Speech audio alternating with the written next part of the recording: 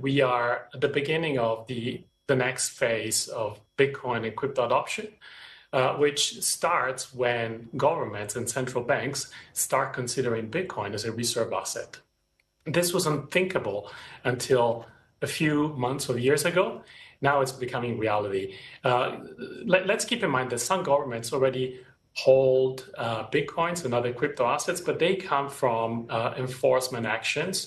Now we're talking about governments proactively using their own cash to go and buy an asset that is in a very tight supply.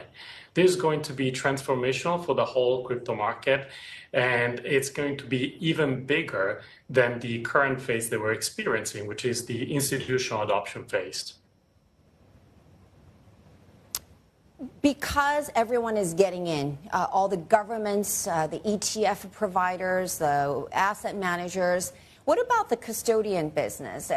Some of the legacy traditional institutions are also getting into your business as well. Stanchart, BNY, I saw some of these names in the headlines. Is your space getting competitive or crowded in any way? Well, first of all, the larger the pie, the happier we all are, of course, and the pie has become much bigger than what it used to be. Now, when we talk about traditional financial institutions entering the space, it is true that they're moving into the space, but it doesn't necessarily mean that they would do everything by themselves. The current trend that we're seeing is that traditional financial institutions wanting to enter the space, they tend to partner up with established digital asset companies that have the infrastructure, that have the experience, that have the operational setup to support them in their journey to provide digital asset services to their clients. So the most common trend, I would say, is really banks, large exchange asset managers collaborating with established crypto companies to bring a proper offering of digital assets to their clients. So that's very good for companies established in the space. Right.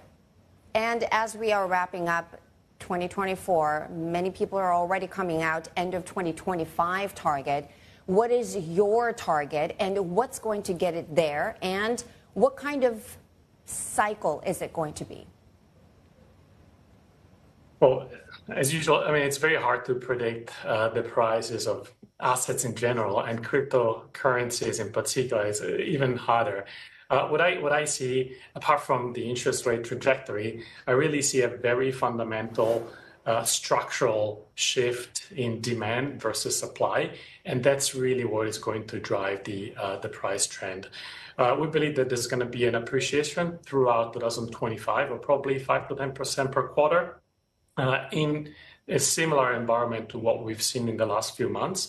And this is mainly going to come from institutions really adding Bitcoin to their benchmarks, not just as an alternative asset, but as a separate bucket. And secondarily, corporate such as MicroStrategy continuing to buy strongly.